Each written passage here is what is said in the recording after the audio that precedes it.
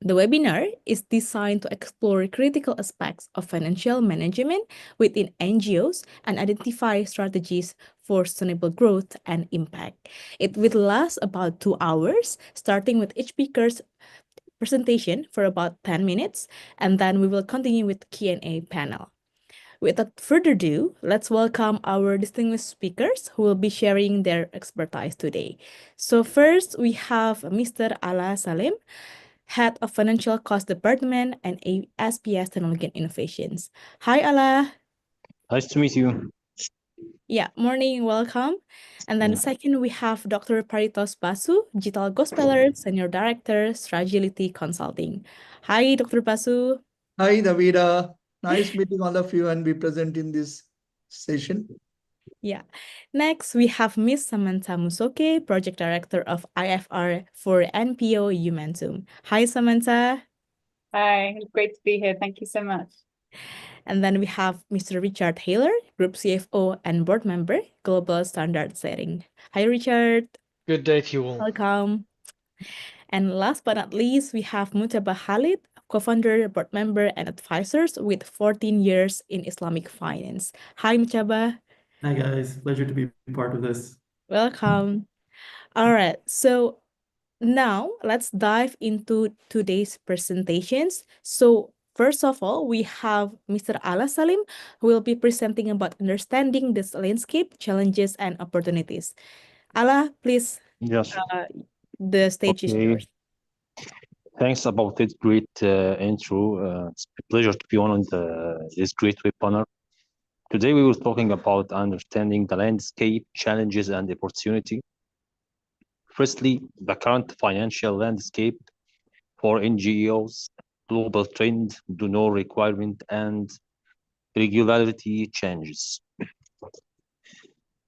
So, non-governmental organizations face increasing challenges due to the rapid changes in the global financial landscape.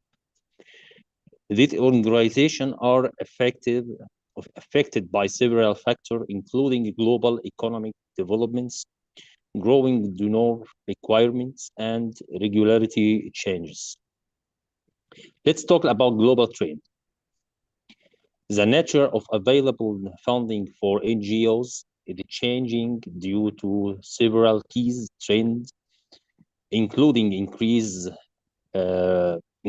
reliance on sustainable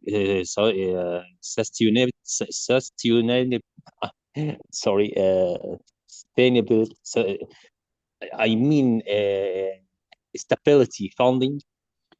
Many donors are shifting towards supporting projects that provide long-term financial, must be more stability rather than short-term funding. Financial technology and digital transformation. Digital solutions such as crowdfunding and electronic payment system help expand fundraising effort and increase financial efficiency. About donor requirements, the requirement I see the financial transparency and accountability, how funds are used and whether the intended goals are achieved. About social impact, funding is no longer based solely on need, but also one measurable result. NGOs must provide reports showing the social and economic impact of their activities. About funding sources, do not look for organizations that can secure financial resources from multiple sources. There must be a lot of channels they can doing here. We must be there are reduce the risk of over reliance on the single donor. Regularity changes, financial and taxes regulation, and anti-money laundering (AML), and counter-terrorism financing (CFT) laws. Corporate governments requirement NGOs must be established strong governments structure to ensure transparency and accountability in managing financial resources. That's about global change law requirement and regulatory changes. Common financial weakness in NGOs. Irregular funding. Many NGOs struggle with unstable cash flow, making financial planning and program implementation difficult, which can lead to sudden funding cuts due to strategic shifts or economic crisis. Depends on donor. Donation and generate represent the primary funding source for many NGOs, exposing them to significant risks such as impact to independence, lack of funding, and high competition. Economic uncertainty. Economic look. I see about economic must be there are key factors including to doing our ability to provide sustainable support NGOs. Global economic crisis. This can lead to reduced budget for aid and international assistance, inflation and rising costs. This make it difficult to implement projects within planned budgets. Political and regulatory changes. Governments may impose new restriction on foreign funding, limiting ability to receive donation. The important financial flexibility in achieving long-term impact about solution, ability to handling crises such as economic crisis, political or regulatory changes, natural or humanitarian crisis, financial stability and long-term planning. It's include building financial reserves to cover operational expense during funding shortage and enhancing efficiency in resource management. Strengths trust with donors and partner, increased donor trust and continue financial supporting, expanding partnerships at end in the report, improving growing and developing capacity, expanding project and service reach, adopting innovation financial solutions such as crowdfunding and social impact investments. That's it. That's what I have right now. Sure, right.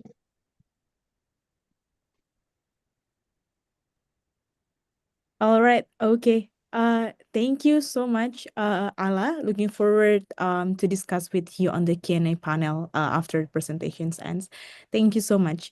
So next we have Dr. Basu to present his expertise on digital transformations of NGOs. Dr. Basu, the stage is yours. Thank you. Thank you.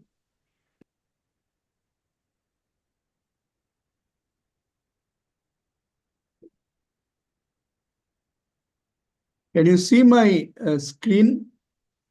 Yes, we can see that. Okay. I'll quickly share my thoughts. And before I share the thoughts, let me also tell you that blockchain is a very long process to explain to anybody, but I'll just share my proposition. I'll be using quite a bit of graphics in my presentation, which are not made by me, except the schematic plan for the blockchain. So I owe my liability to those people, but this is not for any commercial objective. At the outset of digital transformation thinking, let us talk about 12 critical success factors for NGOs, which are essential for us to appreciate and understand before we go for digital transformation. The first starts with vision, mission, values, and project execution strategies. This must be clearly defined with a project and result-oriented approach.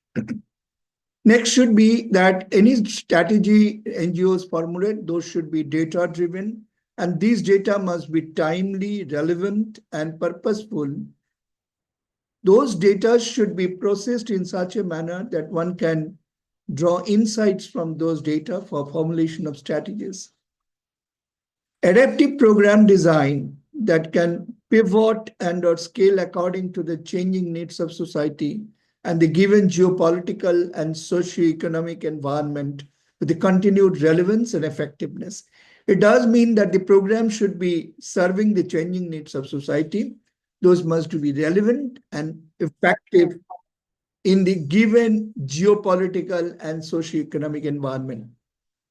The operating policies and transactional system of the NGO must be trustworthy, transparent, and impact measurement oriented so that effective service delivery can be ensured. There should be strong alliance, collaboration, and engagement with donors, communities, grant providers, and service delivery partners, as also common people and corporate volunteers. The flexible and resilient financial strategies that should be also very much there to respond to the quickly changing environment to ensure that fund is available at any point of time in the given socio-economic environment. Those were the 6 commandments of mine. Next is the balance 6 critical success factor on commandments. For a dynamic fundraising approach, and the fundraising approach for corporate donors, crowdfunding, grant providers, and online campaigners should be different for different group of people, and you should have a very good social media outreach. You should have a good system for displaying your projects, etc. You should have a risk-enabled approach for project execution and management system. There should be automated, digitally enabled compliance management system. This is very important for legal, regulatory, and the donors' terms and conditions. It should be such that you are always above board on all matters. Monitoring and evaluation systems should be such that at any point of time you can report your performance, assess the impacts of the service delivered to the society. There should be a robust communication system about your performance and about your compliance management, as well as the impact you have created through your services. And finally, there should be a sustainable cash management. All these 12 critical success factors may be in a very large degree of extent can be served through digital transformation. But the first mantra of digital transformation should be the well-being of society, people across the societal strata should be inclusion-oriented for diversity, equality, and inclusivity for all, for inclusive smile, inclusive happiness, and inclusive prosperity. There should be security and safety of whatever you do, whatever data you collect, and whatever operations you manage. There should be total privacy of data of the recipient of your services. An NGO should always be accountable in terms of their version of truth being only one. There cannot be 2 versions of truth. And what is trusted for the NGO should be the truth. And what is truth should be trusted for the NGOs. The objective is to maximization of service delivery and minimization of cost of services. I repeat, maximization of service delivery and minimization of cost of services. The OECD is of the view that being able to measure people's quality of life is fundamental when assessing the progress of society with digital transformation. So digital transformation must ensure that there is a people's quality of life improvement, and that can be assessed. Okay. So with this understanding, let me not explain this slide in great detail. We want to say that there are only 4 steps of digital transformation. First is the innovation. Next is digitization of your record keeping and record receiving from various sources. Next is digitalization of your systems and processes for working.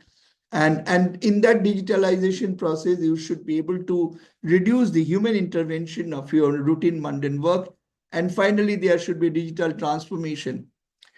Digital transformation is not any cosmetic project. It is not a cosmetic project. It's a journey, and it's not a destination-oriented project because it must continue. NGOs to convert digital refugees to digital migrants. That is one of the most important requirements, because if you have to deliver services through the smartphone, in many cases, then you should be also having project for converting people to smartphone user. Okay, so these are some of the most important use, and in that process, you should be able to create digital transformation of the NGO. And digital transformation only happens only and only if after digitalization, you are in a position to give new services. Like suppose you conduct the training of people, or you do education programs through distance education systems, etc., etc. So digitalization of systems and processes must enable you to give newer services, reach new benefits to people through your systems and processes.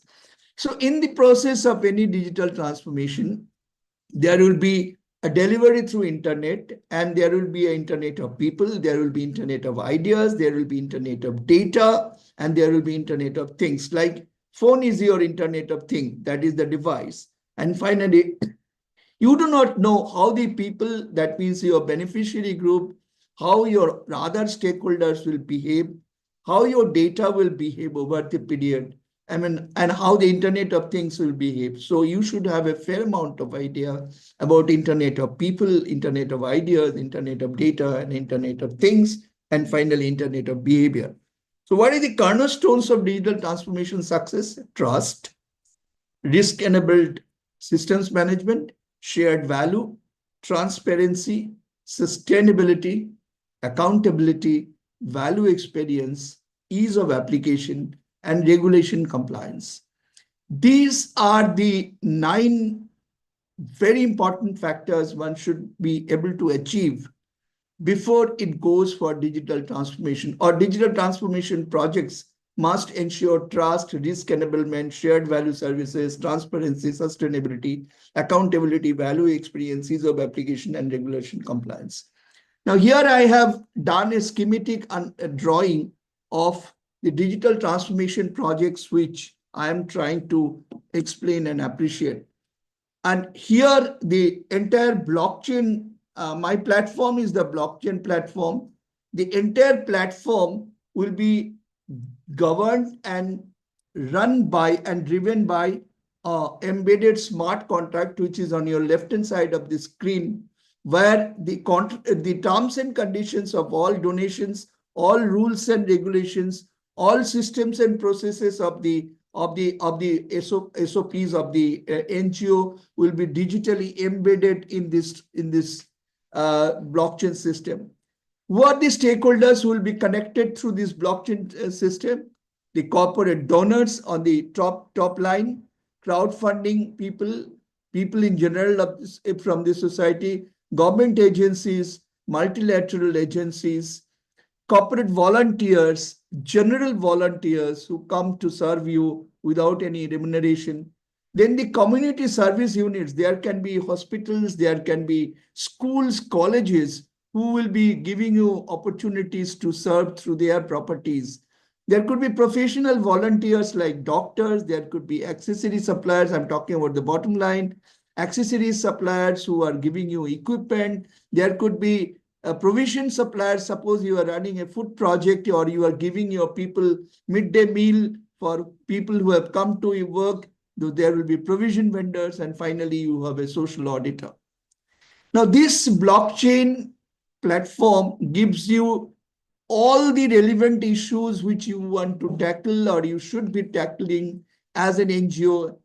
It will give you total facility for becoming completely safe, transparent, trustworthy, data generation ability, and also become completely data oriented, because on the right hand side top corner you have another facility which is embedded with the blockchain transactional platform, which is as a metaverse facility, which should be able to display what project you want to do.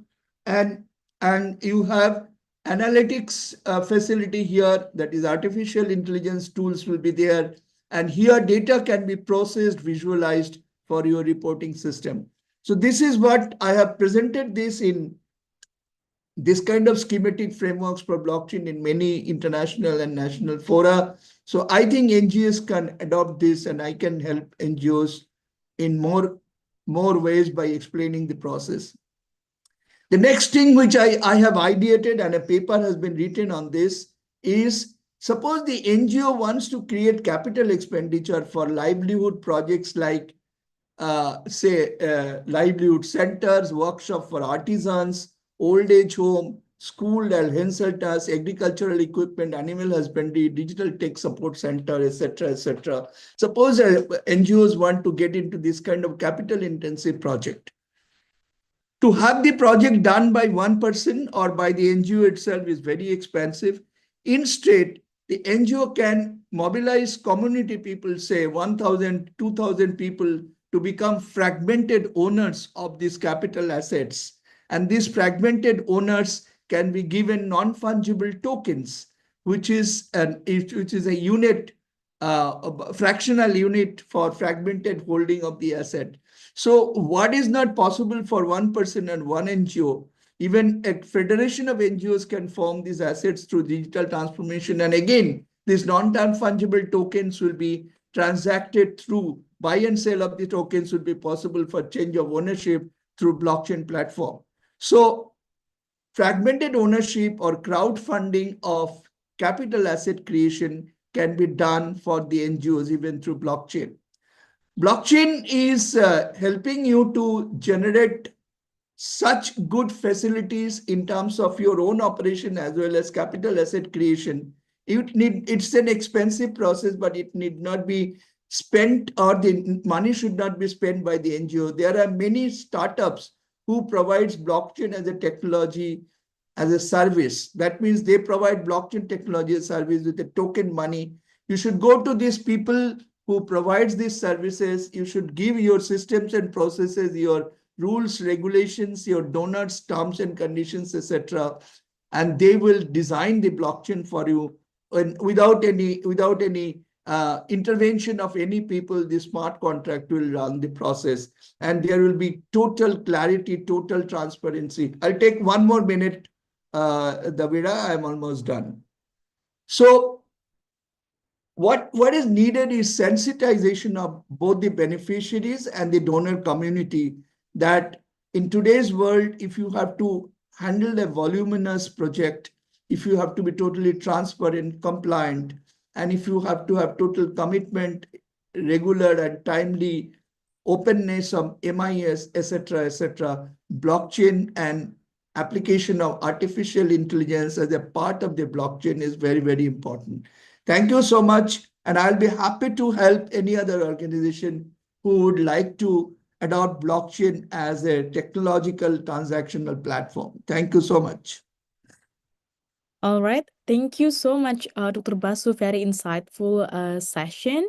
Looking forward to discuss with you in the Q&A panel.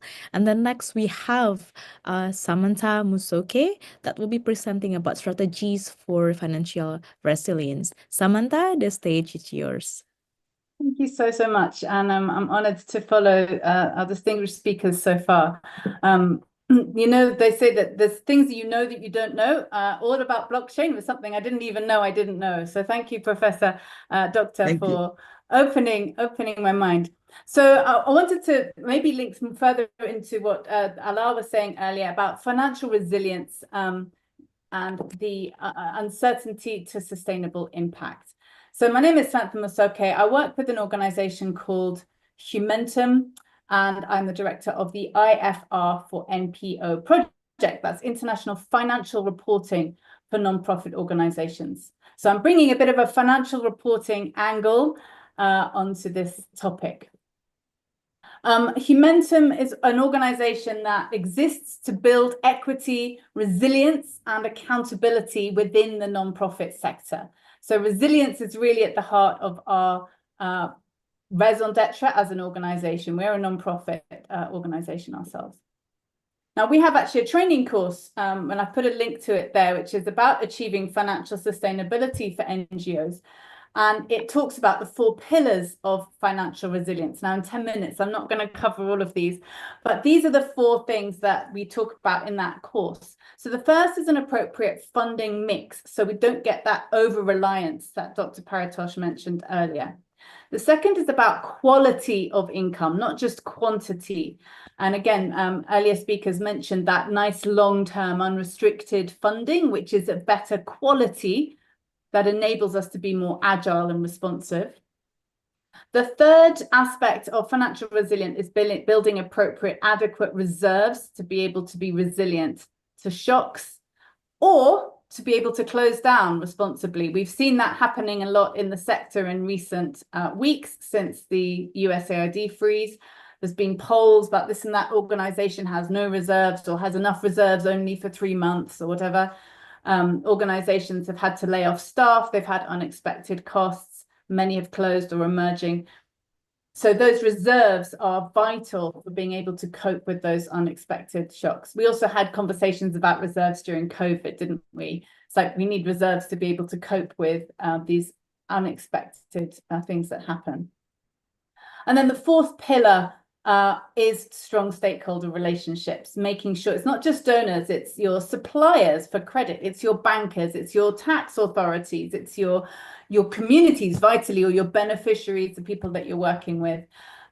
Those strong relationships are essential for financial resilience, because when things get tough, you lean on those relationships and rely on them. I'm not going to talk about all of those in my very short 10 minutes, but I do want to delve into some of them a little bit. So if we want to delve into income quality, not just income quantity, but quality, I like this matrix where you're thinking about different types of income according to whether they're short-term or long-term, and on a sort of spectrum between restricted and unrestricted. And many organizations find that a lot of their income is in that bottom left quarter, that short-term, donor-funded project finance, restricted, very much direct costs plus 5% for indirects or something like that. And we tend to have relatively little of our income in that top right, more unrestricted long-term income.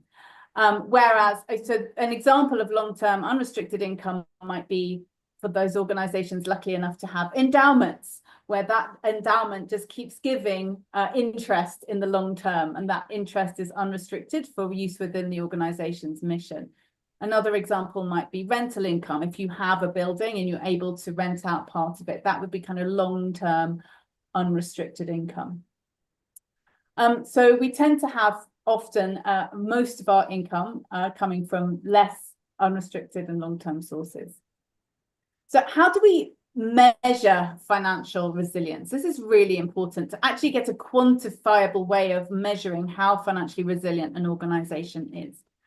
And there's a few ideas here. One is to say, what percentage of my income is unrestricted?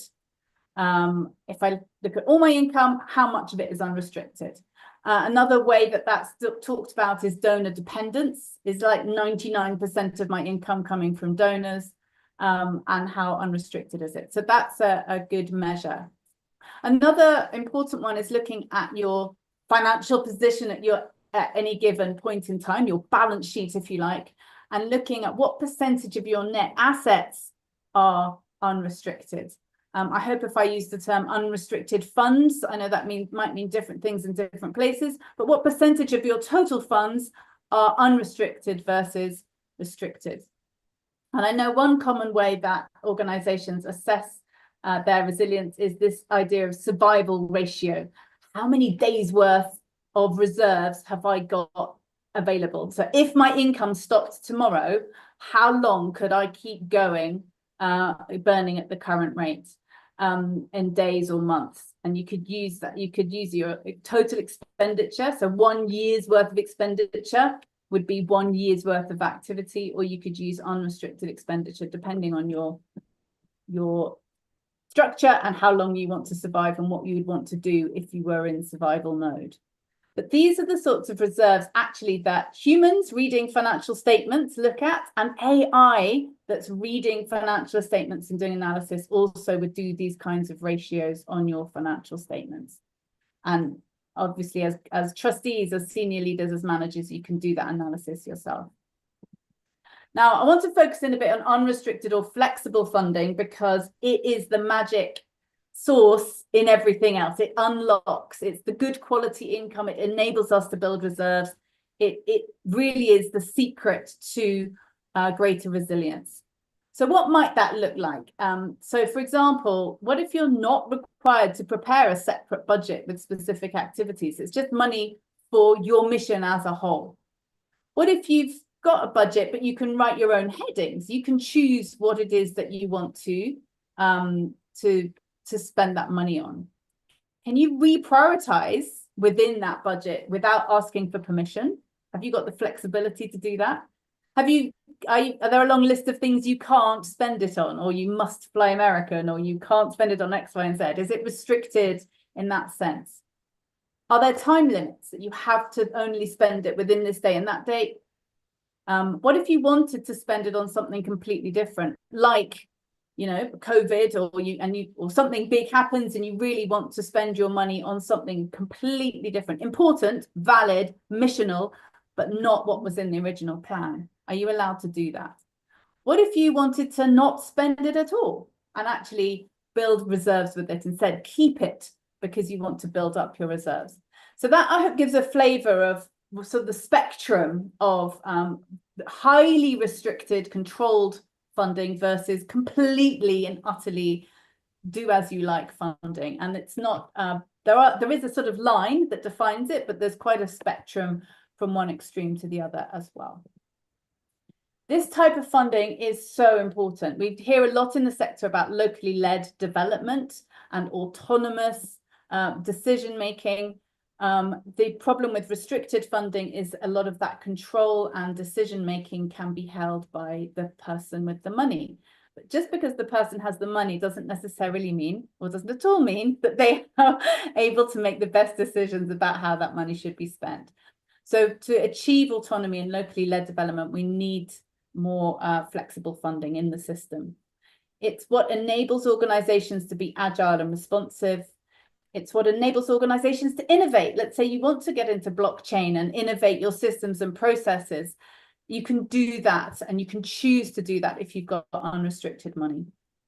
The only way to build reserves is having unspent, unrestricted income. Unrestricted income that comes in and you don't spend it. That is how you build reserves. There is really no other way. It's hard to build reserves with, it doesn't count. If it's restricted funds, it doesn't count as reserves. And then it's also really important to be able to cover those necessary but not so shiny costs, your overheads, your audit fees, your cybersecurity, whatever it is. Boring, unsexy but necessary costs can be funded by unrestricted funds, even if nobody else is excited to pay for them.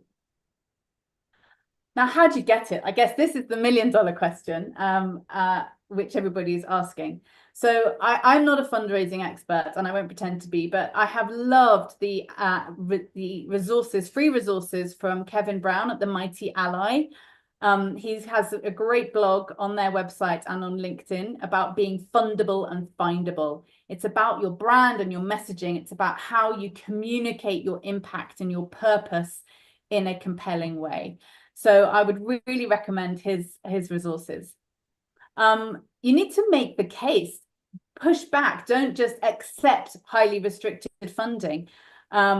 Push back and ask for more flexibility. And the link that I put in there is to a Humentum resource on our website about the value, the importance, the evidence for why flexible funding is effective, why it works. Many funders are nervous about it because they're not used to it. Many grantees might not think to ask for it, but there's a lot of evidence out there that says why it's important. And then you just need to be a compelling, confident negotiator effectively in asking for it. If you don't ask, you don't get. And then in this bottom box here, I would say, and I think Richard will talk about this later, is really some hygiene factors. Good and proper financial management, it won't get you money, but it sure as hell it sure won't enable you to get money if it's not working. So it's a hygiene factor. If it's broken, it acts as a barrier. It by itself doesn't let the money flow in, but you need to have those that trust and credibility and that transparency and accountability to enable people to have the confidence to give unrestricted money.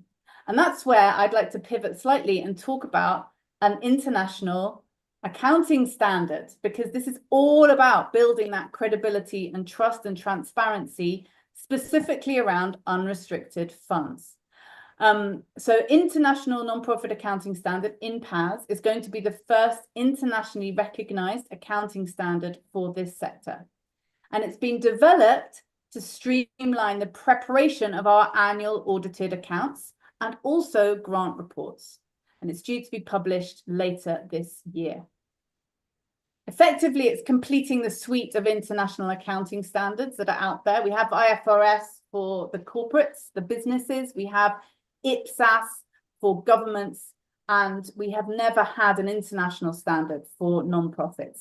About 12 countries have their own national standards, but there's never been an international standard before now. So how could INPAS compliance support financial resilience? So one thing is that INPAS compliant financial reports will include a narrative report that enable you to talk about your impact. All that measurement and all that great messaging that you might have from Mighty Ally can go into your annual reports. It is really meaningless to talk about the financials of a nonprofit without reference to why they exist and what they do. So that can now be an integral part of your financial reports. INPAS requires information about unrestricted funds, how much money has come in, what it's been spent on, and what are the balances, and that builds donor trust. As a donor, I can give unrestricted money to an organization and still have confidence that I'll be able to see how the organization spent those unrestricted funds. It basically also acts as an internationally recognized credibility stamp. It can build confidence over your financials because it's an internationally recognized standard. Also will enable organizations to calculate information about reserves, so that what you measure, you can manage. And at the moment, it's not always easy for an organization to know what its reserves are from, if you're following IFRS or something like that, because these sorts of ideas aren't reflected in those standards. We'll also have like a harmonized, standardized format, and that makes it much easier for AI to analyze, and that can help smooth the bumps for due diligence so that donors can more easily assess.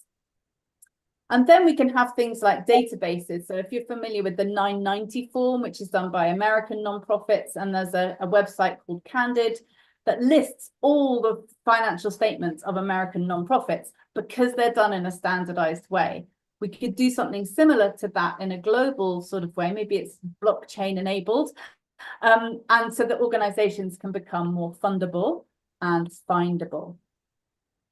Effectively, what we're talking about is doing more with less. And we know that with billions of dollars coming out of the development sector funding system, we need to be more efficient. We don't want to be wasting money on duplicative, inefficient financial reporting when it's only a hygiene factor. It really shouldn't be taking up more energy than it needs to.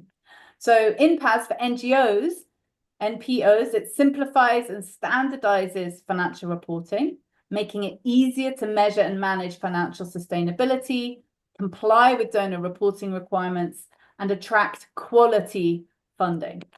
For funders, it provides confidence in the financial integrity of NPOs, facilitating more informed funding decisions and streamlined accountability for grants. And even for other stakeholders, for auditors, we've got a clear, consistent framework when talking about their professional opinions. and even for regulators. Alaa talked at the beginning about anti-money laundering. I'm sure some of you are aware of the FATF recommendation 8, which is all about improving oversight effectively of the non-profit sector. It mentions financial statements 5 times in its 120 pages. It's a key tool that governments can use in that fight. So what can you do? I hope these slide decks will be shared, Mr. Vera, with all our participants. And there's links in here. You can just demonstrate your support on the website to show that you are part of a movement that believes this is a great idea. It will be up to countries to adopt it. So I'm in Uganda. It will be up to the institute in Uganda to adopt it for NPOs in Uganda. And it will be up to funders to use the grant reporting format.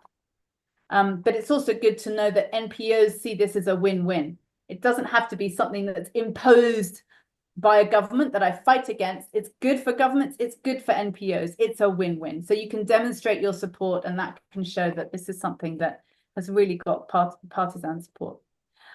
You can sign up for a monthly newsletter so that as new resources become available, you can access those. You can get ready to adopt. You can contact your country champion. We have 50 champions in 38 countries. And if there's a national working group in your country, you might want to be part of that. Which NPOs should adopt this? Under what time scale? What's the support and transition going to look like? You can learn more about the details of what's actually in the standard, in-kind donations, for example, or grant recognition, or narrative reporting requirements, etc. And you might want to also speak to your auditor and just check that they've heard it and let them know if not. Let me stop there. Thank you so much, Devira. Yeah. Thank you so much, Samantha. Very insightful insight for your presentations. Looking forward to discuss that more in the Q&A panel. And then next we have Richard Hayler that will be presenting about ensuring sustainable growth for NGO. Richard, the stage is yours. Thank you.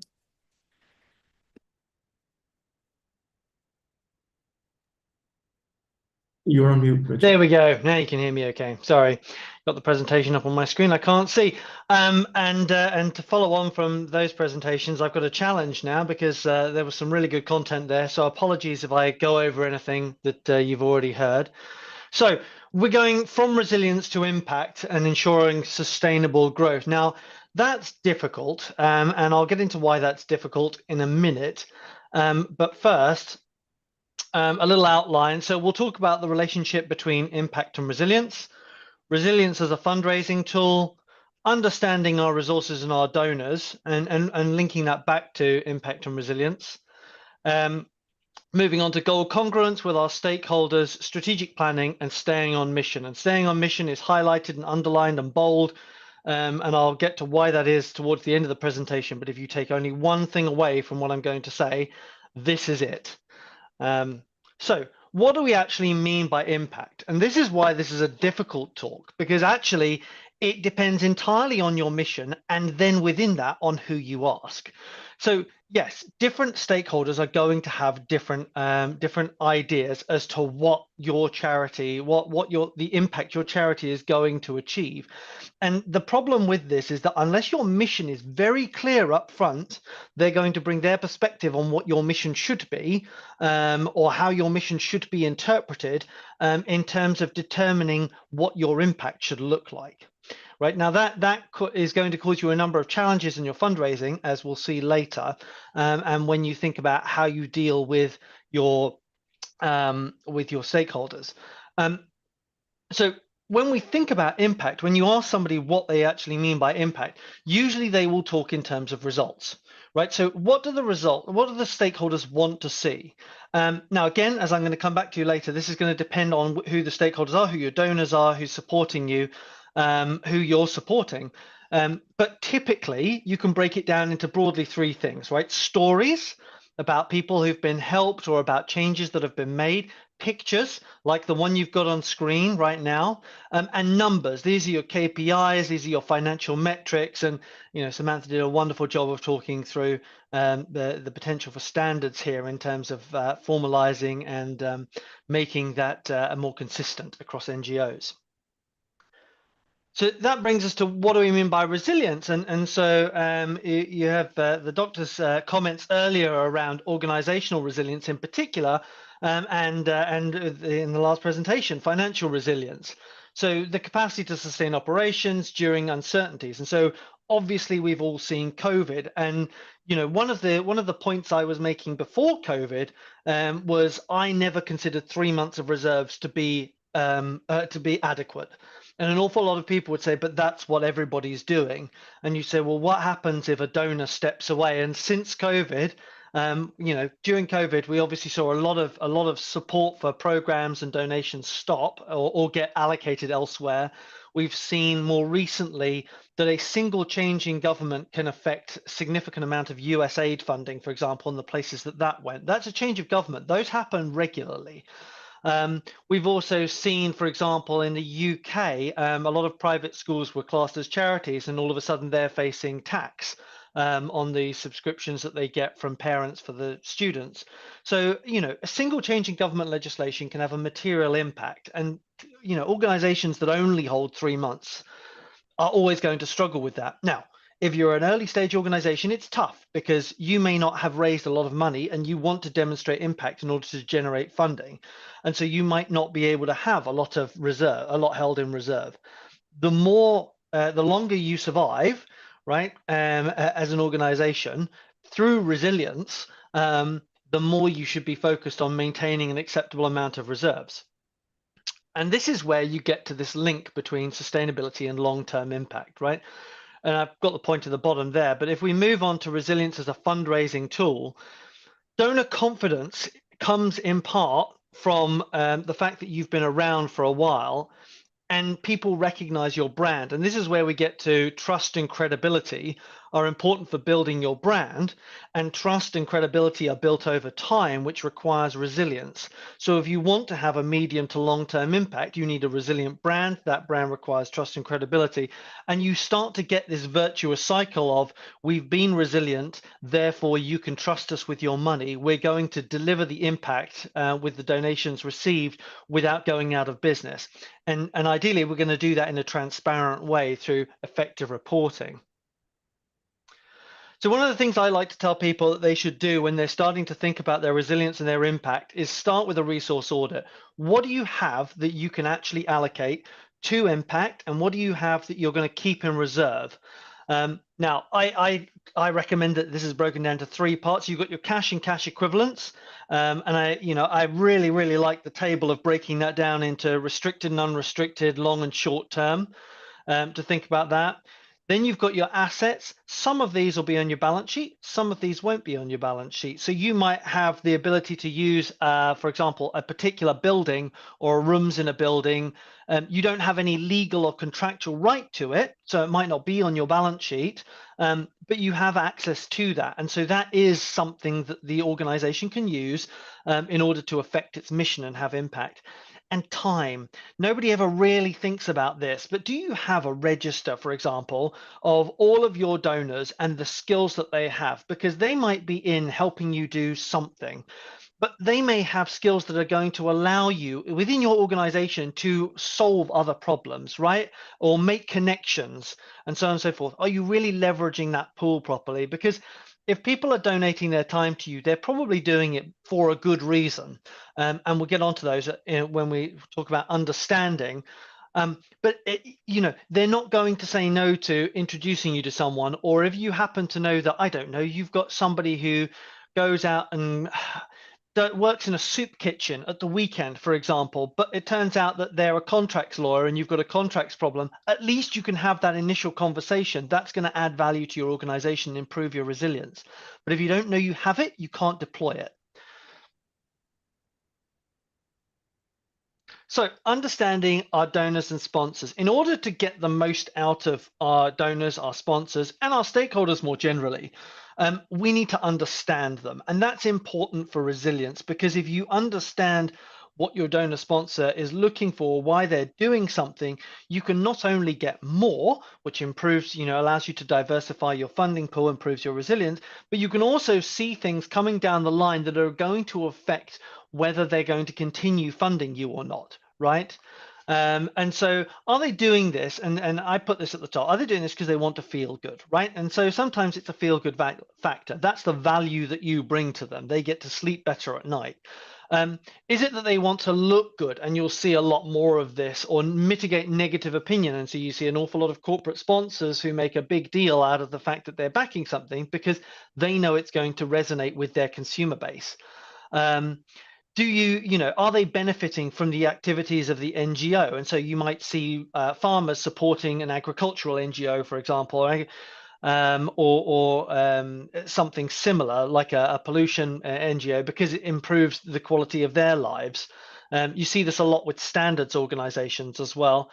Do they have a duty or an obligation? These are the most fun ones because they've been, for example, a government has allocated a pot of money that's by law, and they have to give it to an organization that meets the mission criteria. And convenience. Sometimes, and you see this a lot with charities that have retail arms. People want to get rid of some furniture, or they want to get rid of some books, and they're donating to you because it's convenient to do so. It takes something off their hands that they have to deal with. Reporting, again, we come back to this. If you want to maintain your donors and you want to get new ones, is your reporting satisfying their driver, right? So the people who want to feel good are going to appreciate the stories more, right? Probably. They might appreciate the metrics, but they want to know that it's had that personal impact. If you're talking about somebody who wants to look good, you're probably going to find the pictures resonate with them more because they want to make posts up about these things. And so on and so forth. So you need to start thinking about that. The more you receive, the more you can deploy for impact. The more you understand your donors, you know what might cause them to stop supporting you. That gets us on to thinking about our stakeholders. And as much as you've got your short-term, long-term, restricted, unrestricted, when you're thinking about your stakeholders, you've got power and interest. And I'm sure you've all seen this matrix before. It's a pretty common one for dealing with stakeholders. But in terms of power, the more power they have, the more you're going to actively consult with them and regularly engage. The more interest, if they're high interest, high power, you've got to stay on top of them. If they're low power, for example, low interest, then you can keep them informed. You don't have to go overboard. Why is this important? It affects how much you're going to do that reporting to regularly engage with your different stakeholders. But one of the things I wanted to pick up here is the good versus bad. So if you've got a lack of mission clarity, you might start picking up stakeholders, donors, supporters who are have a view on your mission that's actually inconsistent with what you wanted. But let's say they're high interest and high power in that particular sector. They are going to pull your organization away from where you want it to be. And you may actually find you lose donors and supporters because you're no longer focused where you should have been focused. There's also reputational damage risk. So there are some sponsors and supporters that you don't want, or because of guilt by association. And so, for example, there are certain organizations that if they are sponsoring something, other organizations will actively not support them, right? They are blacklisted for that organization. I have seen organizations, NGOs, charities get around that by making those companies sign up to a course correcting charter where that company has to demonstrate every year that it's going to improve its activities in a certain area. That's most common with wildlife and nature-based charities. And then functional control risk. This is really, really important. If you're backed by one large donor, you are basically a subsidiary of that donor, right? You're at their beck and call unless you've gone and diversified that donation pool. Now, sometimes that happens, particularly early on. You have one large donor. You need to think very carefully about not only is that a problem for us if it gets pulled, but also how does that look to other donors? Are they going to see any point in donating if they think that we're effectively a subsidiary of this organization? Secondees, the last point I've got on there, you can have a small donor who gives you a whole lot of secondees, and before you know it, the secondees are making your management decisions by increment, right? So you need to be really careful if you've got secondees in that they're not making management decisions, or that the things that they're doing are being actively challenged, to make sure that you're not being pulled off course. Strategic planning. So You've heard a little bit about this. We could do an entire day on this. I'm going to very quickly run through it because I don't want to run over time. We talked about mission clarity. Put that at the top of your plan. What are we actually trying to achieve? The resources, resource audit. What have we got to deliver it with? Stakeholders, who do we need to manage in the process? What are we keeping in reserve to both defend against challenges and shocks, but also to capitalize on opportunities? For example, there's another charity in your space. They've run out of funding. They've got a fantastic grassroots network. If you've got money in reserve, you might be able to pick up that grassroots network and significantly deliver and leverage on that against your own mission. But you can't do that if you don't have some opportunity capital. So you need to think about this a little bit more the way a corporate would. Only then do we get down to what activities we're going to do and how we're going to report on them and when, right? And we're looking for feedback loops. We're looking for reporting that supports our donations, that supports our activities, that supports more reporting, okay? And that gets me to the last point, the last slide, stay on mission. It is so easy to go off mission. Pet projects, hot topics, special interests, and I've seen this an awful lot. In the last few years, this has become a serious problem for a lot of NGOs, a lot of charities, where they have a focus, they have a clear mission, and then they've spent a whole load of time talking about diversity or gender equality or whatever the topic happens to be, because there are a lot of hot topics right now. The reality is that people gave you money to do a specific thing. Absolutely, you've got a lot of people in your organization. NGOs and charities are full of people and good-hearted and well-minded people, but that you're not a charity for this topic, and you need to stay on topic, or you're going to start affecting your own resilience and your own ability to have impact. So if you take one thing away from this for impact and resilience, please stay on mission. And that's me. All right. Thank you so much, Richard. It's been a very wonderful session. Looking forward to discuss this further in the Q&A panel. And then next we have Mutaba Khalid to present about leveraging tech and countering rural inequality. Mutaba, the stage is yours. Thank you very much. If I can request Richard to stop sharing so I can share my presentation. Yeah, sorry, I'm just trying to do that. No worries at all. But it's there we interesting. Almost. There we go. Let me start sharing the screen too, and you will be able to see it now. Are you guys able to see my screen? Yes. Yes. Yep. So it's an interesting topic, and it's such a timely topic, I must say. Resilience in the NGO sector, especially after, as mentioned earlier, with the USAID and everything, with just a simple change in government. It wasn't a change in a democratic process or anything. It was just a change in government through voting, which is done every 4 years in a country, right? I have a slightly different take on that, and I hate using the word being the devil's advocate, but if you allow me to for just 5 minutes, I was looking at the numbers when I was making these slides. I was looking at the numbers, and over the past 50 years, $100 trillion have gone into developing countries from developed nations to counter poverty and other issues such as these related to them.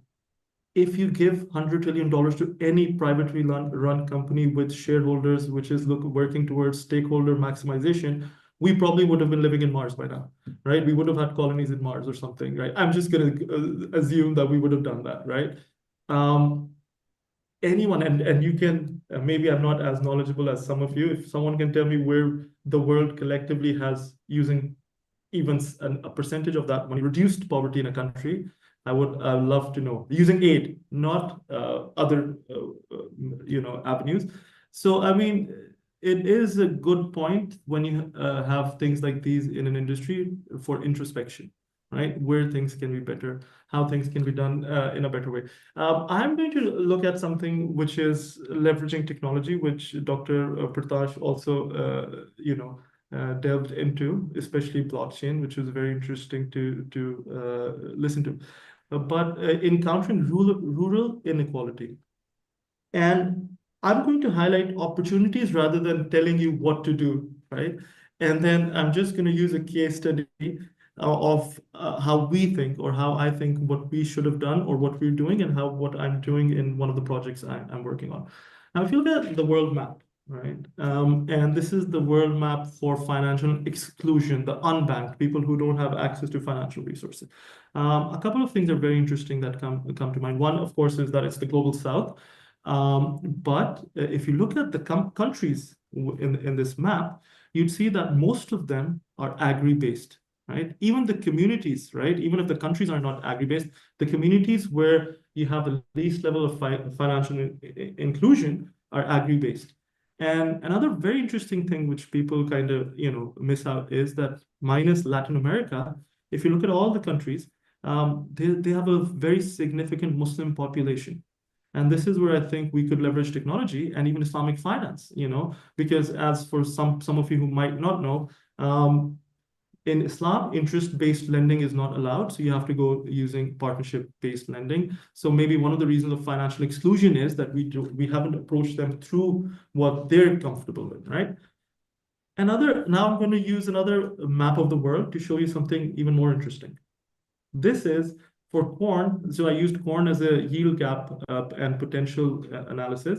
So this shows you the yield gap in countries. Specifically for corn, I could have used anything. I used corn here. And the yield gap means the difference between the actual yield minus the attainable yields. So the ones which are red, closer to red, are having the biggest gap. So they could have had more, but at the moment, their actual yields are far less than what they can attain. And if you look at both the maps, if you compare both the maps, you would see where you have lower levels of financial inclusion is where you have the highest yield gaps, right?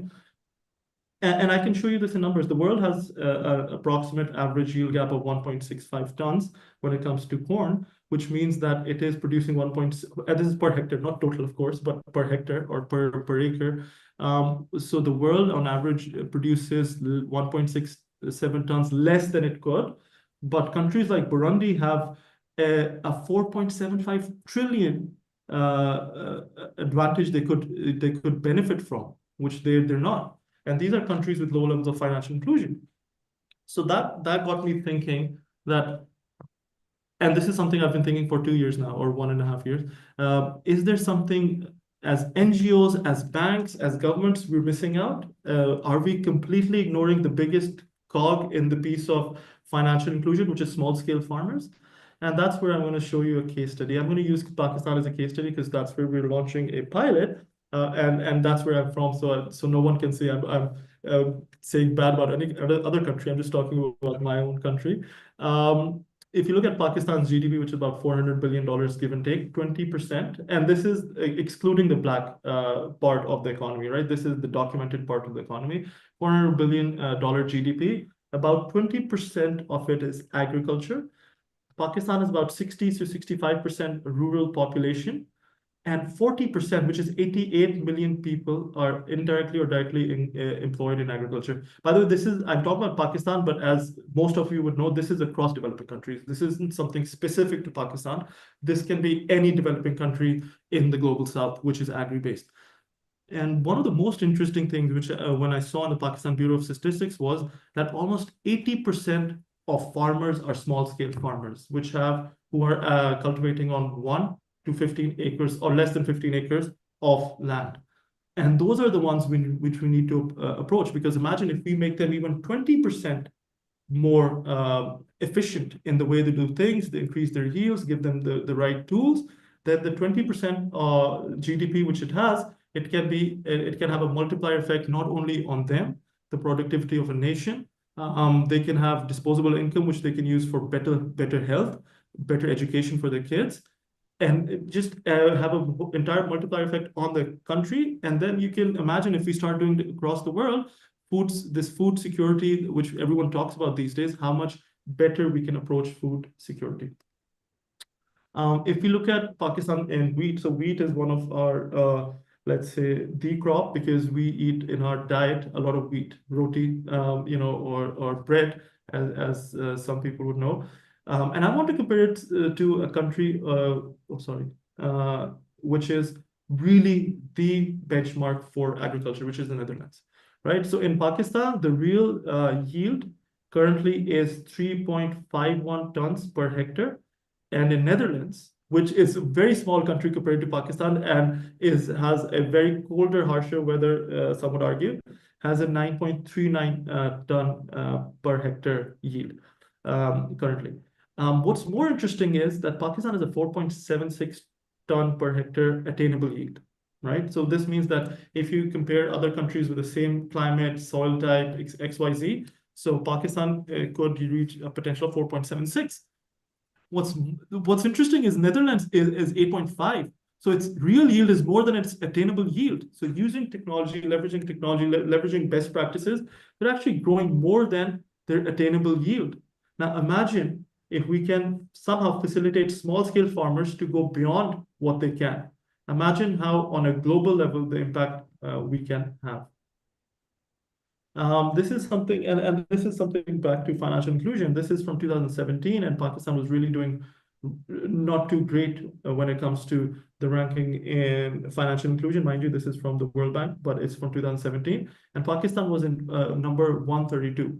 Now, this is a country which has exported bankers to the Middle East, North America, Europe, right? And this country has ranked as 132 in the world, right? But what has happened using technology, especially post-COVID, really, what COVID had showed us a lot of bad things, but there were some really good things, interesting things that happened post-COVID or during COVID. And technology is changing financial inclusion.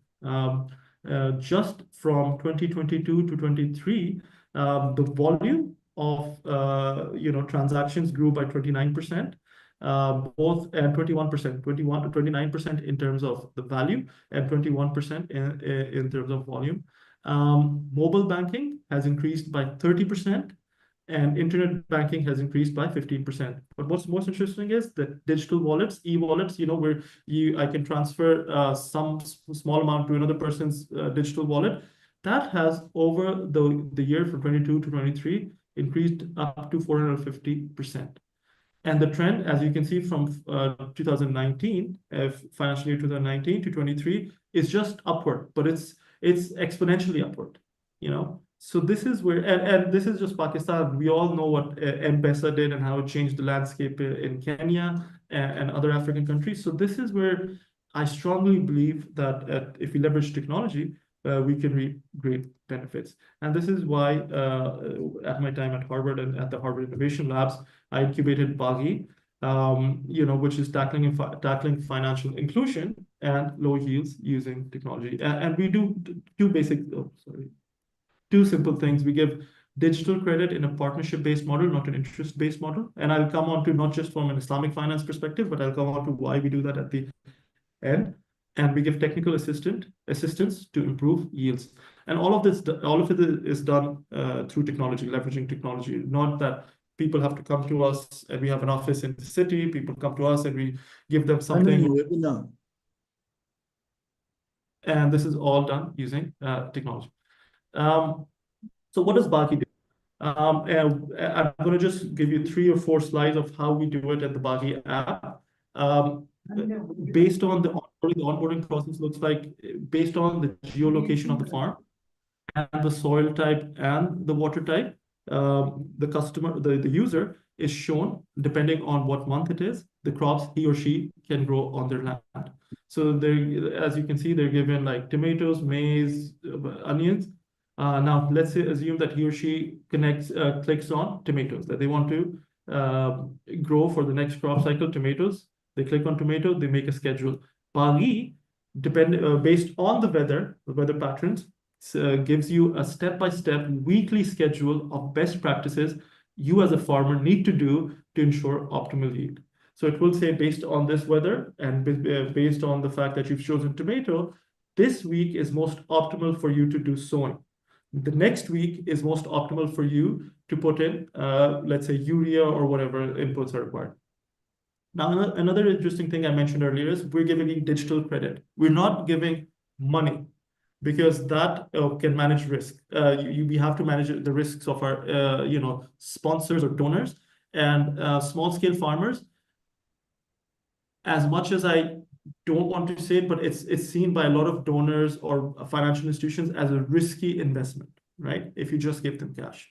So to counter that, and this is not much about Khalid saying it, this is how, when we've had meetings and stuff with banks and financial institutions and sponsors, this is their perception, that if you give them money because they don't have the know-how on financial literacy, they can use that money in the most efficient manner. So to counter that, we give them digital credit. Now, what does that mean? Now, let's say this schedule tells you on, let's say, the 24th, you need 3 bags of urea per acre or per hectare, whatever country you're in, right? A QR code is generated, right? The farmer takes that QR code to the closest supplier, so our approved vendors. So we have partnership with different vendors.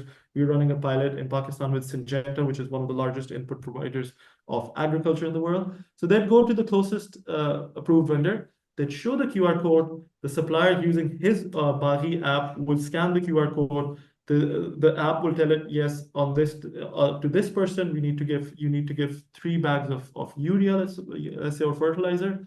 So the 3 bags are given.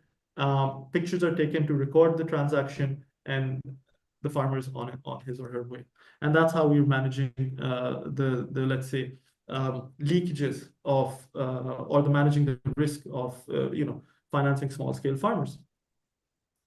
Then we give them access to consultant 24/7. So through the app, they can call them through send them an SMS, request a call as well if they don't have enough money or top up. So they can request a call from the consultant, and this is so the consultants can hold their hand through the process. So if they're confused about something, they can call our consultant. And this, at the end, what we do is we take like all of this produce from all these small scale farmers, we collate it and then sell it in bulk, right? So that gives us bargaining power rather than small scale farmers with 1 acre, 5 acres, 3 acres going to these mills and trying to bargain with them and getting literally having their arm twisted into accepting a rate which is lower than market, which is, by the way, sometimes practices, unfortunately, not just in Pakistan, in a lot of developing countries. What we give them is bargaining power. So these mills have one point of contact, which is us, and we have all these farmers who we represent. And at the end, the model is simple. We have a profit share. 70% goes to the farmer, 30% goes to Bahi. We're not a charity, but we're a non-profit / impact startup. So we do put most of the money back to run the cycle. And from the 70% of the farmers share, 20% reserve is made to serve as crop insurance, and 10% as it goes towards education expenses for the children of farm workers. And the reason I said, remember I told you why we're doing a partnership model and not interest-based? One was Islamic finance, but the other is that we only make money if farmers do well. If we're doing a partnership model and we're doing a percentage share of profits, it's in our best interest to ensure those profits are increasing, so we also generate more revenue, so we can run more operations, right? So every time we as a team think of ways that small scale farmers can be more efficient, because it's not just for them, it's also benefiting us. And not to sound like a complete capitalist here, it's just a model which works for both parties, right? And it's not eventually we want to be sustainable. We don't want to be reliant on donors. And from the beginning, because we're selling it to mills, this is a model which from the beginning is profitable and sustainable.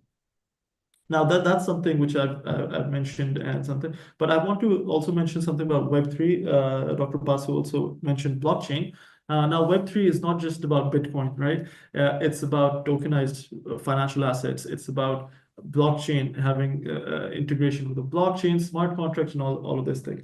I want to share, which I love sharing, our graphics, 2 very interesting rankings.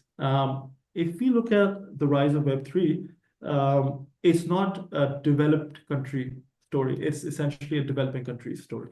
If you look at both these diagrams, one is the number of people holding crypto, and the other is the percentage of a population holding crypto.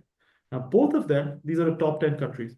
Apart from the US and China, all of them are developing countries, both as the number of people holding crypto and the percentage of a population holding crypto. Well, in the percentage, you have Singapore as well, but you get the picture what I'm trying to get at. And this is where we see there's an opportunity, especially when you look at stablecoins. Now, for those of you who don't know, stablecoins is like Bitcoin is a digital cash.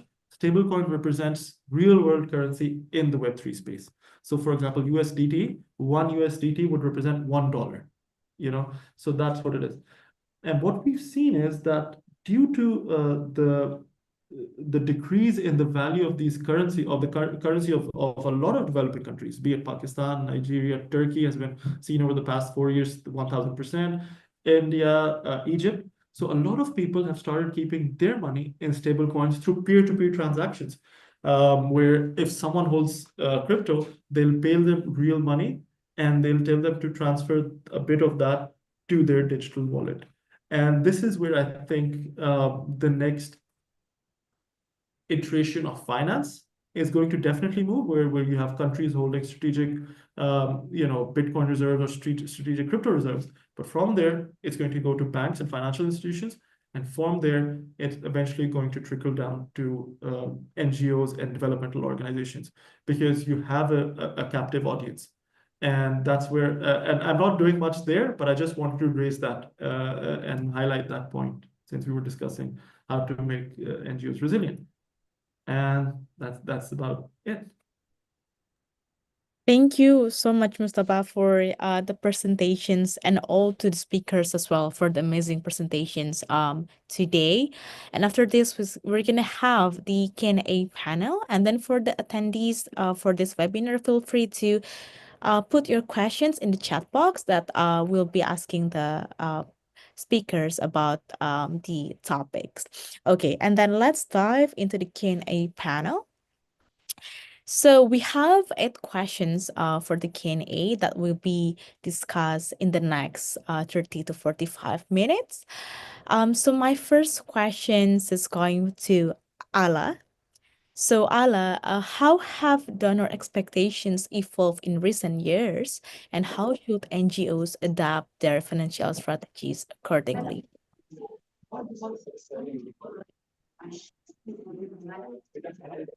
So I see that the donor expectation have shifted toward accountability and tangible impact. So should adopt a financial strategic and more detail about reporting, self-reporting, and clear information to showcasing project outcomes and to show their opportunity and a resource. How can they use it in the business? I see that. Okay, all right. So it's about accountability and transparency that makes donors wants to donate to organizations. Right. Yeah. All right. So second questions is about economic uncertainty. So in amidst of the economic uncertainty, for example, we know that recently there's like budget cuts for international development grants, like in many organizations, like SAID, for examples. So how can NGOs effectively advocate for sustained funding from the government and also impact investors? Maybe Richard and also Alaa can answer these questions. Richard? Sure. Yeah, I'm very happy to go first. I think it really depends on a multitude of different factors. But if you think about the USAID example, right, you have to step back and you have to ask yourself 2 questions. One, are you ever going to be able to meet the changed view on what they're trying to achieve or what they want to achieve, which is very much America first, and should we be spending this money out externally anyway?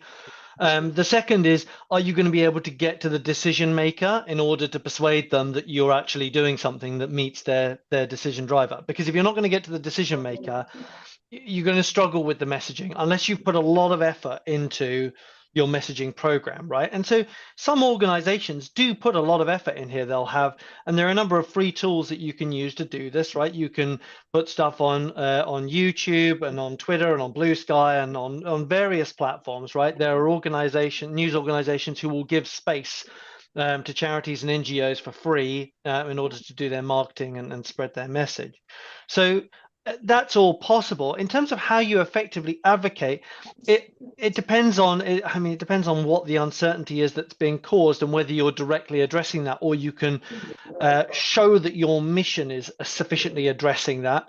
And then can you, how do you think about advocating for that? It depends on the body you're talking to, right?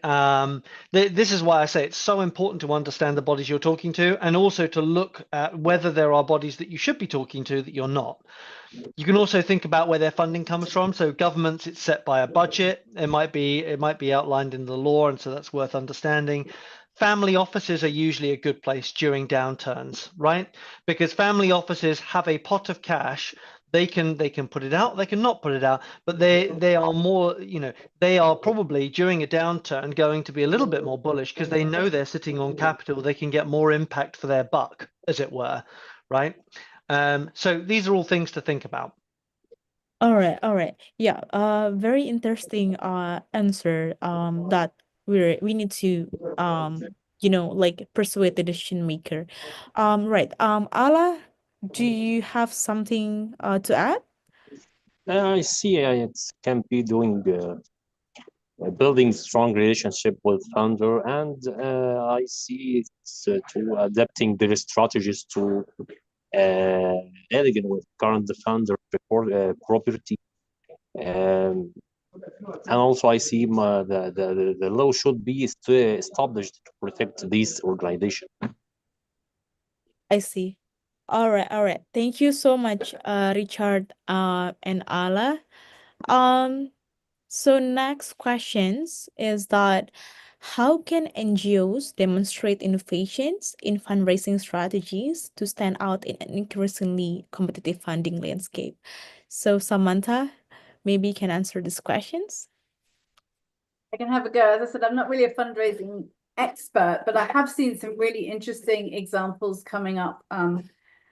And part of the conversations about the shift in the landscape that we're having at the moment. I thought your comments earlier, Khalid, were very interesting. And there's certainly, I think nobody would argue that been a lot of problems with the whole infrastructure associated with international development. I think it's also hard to argue that it hasn't had a dramatic impact on poverty indicators, but the way it's done it and the inequality that it's, there's goods and bads, there's pluses and minuses. And I don't think we shouldn't miss this opportunity to rebuild, reimagine what the funding landscape should look like. We certainly don't want to rebuild an infrastructure where people with money have all the power to decide how things are done. It's just such a broken system. At the same time, we don't want the system, we don't want the the non-profit sector as a whole to crumble and disappear. There are, as you said, if all the money was given to corporations, we might be on Mars, but we would have a lot of problems on Earth. So I think we want to find a way. So what I loved about your presentation, Khalid, was this idea of a capitalist win-win situation where nobody's losing. There's no losers in this, and there's no benefactors either. There's no sort of high and mighty donor giving to some poor undeserving beneficiary of charity. It's a system in which everybody wins. Your organization does well when the farmers do well, right? Nobody's being exploited, nobody's losing. And I think these kinds of more innovative approaches and thinking about social innovation have to be a bigger part of the future and the future sort of mindset. However, seeing as the question was about fundraising, let me offer a couple of things I've heard about recently. So the Zambia Governance Trust has done something interesting, which is a reverse call for proposals.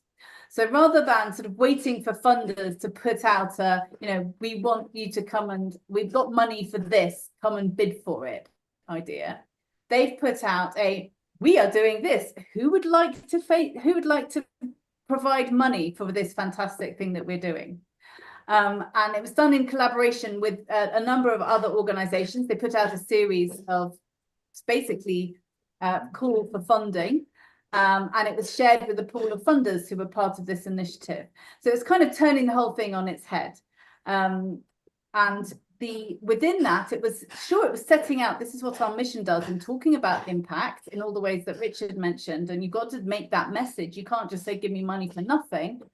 But it was also, didn't come tied with lots and lots of strings attached. It was, this is what we're doing. Trust us to do it, and we will tell you what we've done, rather than here's a budget with 400 lines on it, and we're going to report to you every month about every variance on every line. You know, so they were able to impact on the quality of that funding, not just its quantity. So I thought that was quite a nice, innovative way of going about it. I think also, seeing as this sort of challenge has come, and you know, as you say, it's been horrendous for a few weeks, but it does open up opportunities.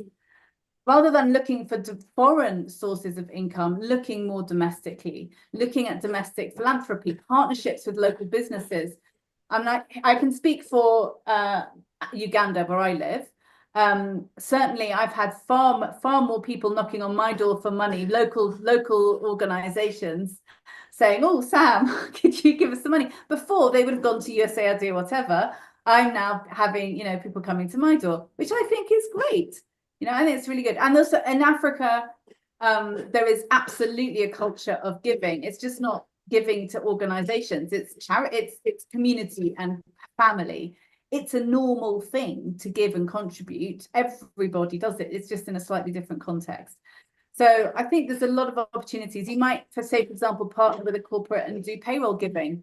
So, you know, the company invites all its employees voluntarily to opt into a 1% or something of their salary being given to a chosen charity. And it could be that all the employees choose what that organization is, and it's something that they believe in. And so you can kind of have some formality and consistency and reliability of that income, but it's not just foreign grants. We need to be thinking outside of the mindset of foreign grants. And I think much more digital, as you say. So we don't want to be necessarily going out shaking tins in the street for people to put coins in. The digital, with the inclusion that you've been talking about. So like, as you said, in M-Pesa in Kenya, across the whole of Africa, my bank, this is my bank. It's here. It's all here. And that's true. So we even see it when people are getting for donations for weddings or funerals. They'll say, here's my number. Just put the money on my mobile money. There's no reason why we can't. And we also seeing people for birthdays or whatever. Don't give me presents. Please give to this cause. This is the number to send it to. So I think there's a lot of innovative things that can be done, but it's certainly not going to replace in any way the shape and quantity of what's been changed in recent weeks.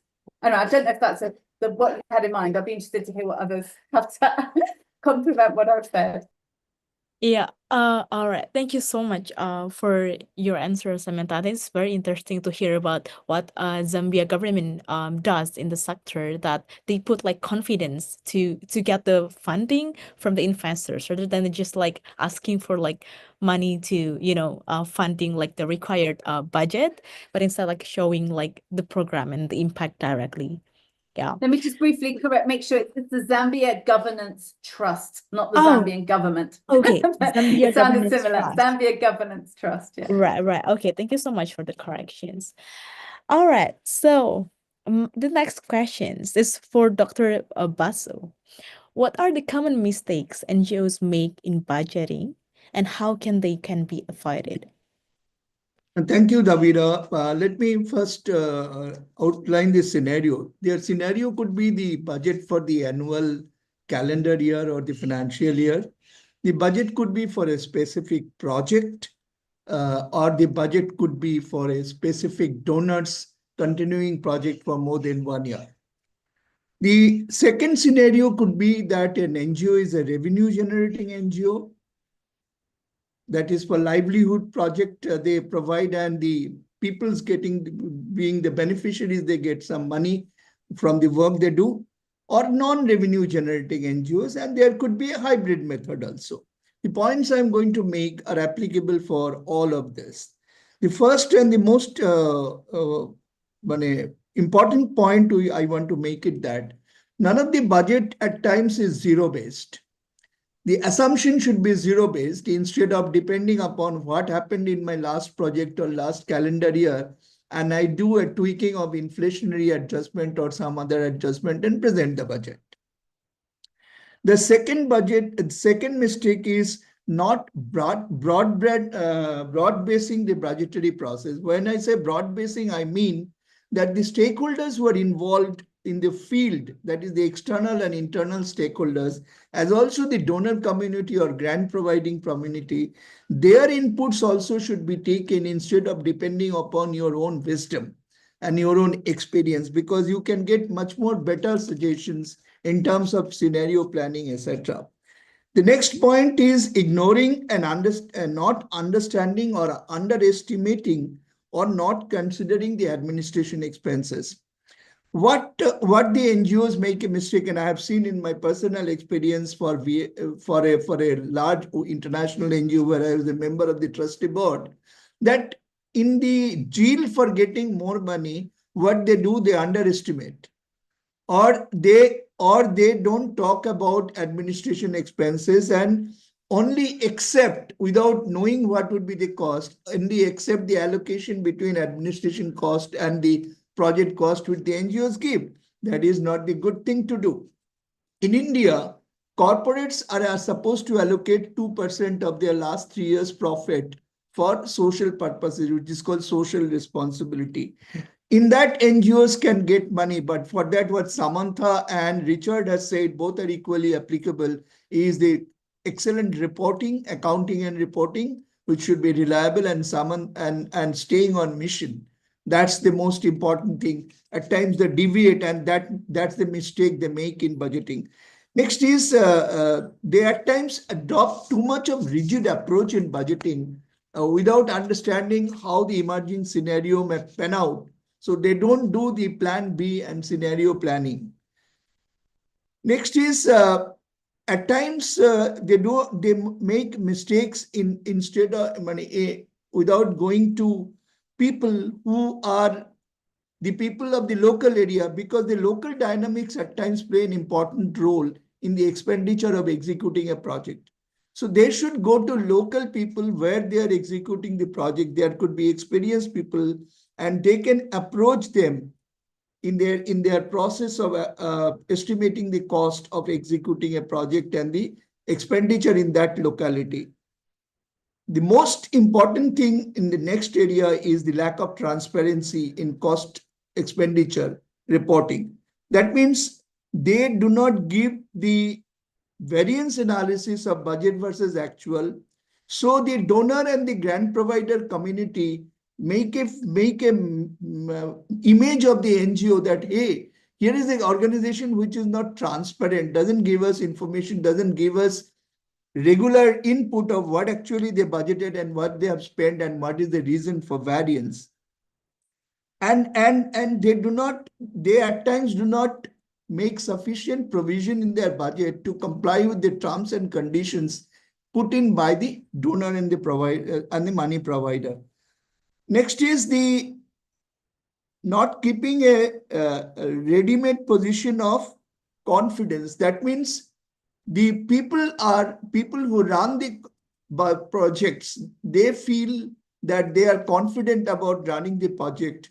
But whenever they go to any new territory or a new area, which they have not chartered in the previous time, they feel that they are not done in that scenario, and they find themselves out of position or out of the budget. So at any point of time, whenever a new territory is being accessed, one must understand that much better. And finally, scenario planning.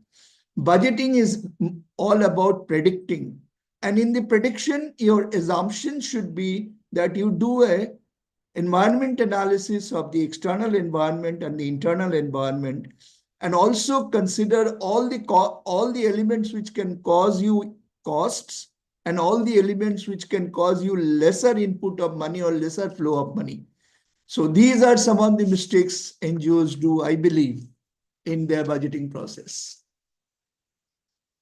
Thank you so much, Dr. Basu. Yeah, Samantha, do you want to put a comment? Yeah, I wanted to add a couple of things to Dr. Basu's excellent comments. Things that I've seen also. One is you mentioned building up not a zero-based budget, which basically means activity-based budgeting, which is absolutely right.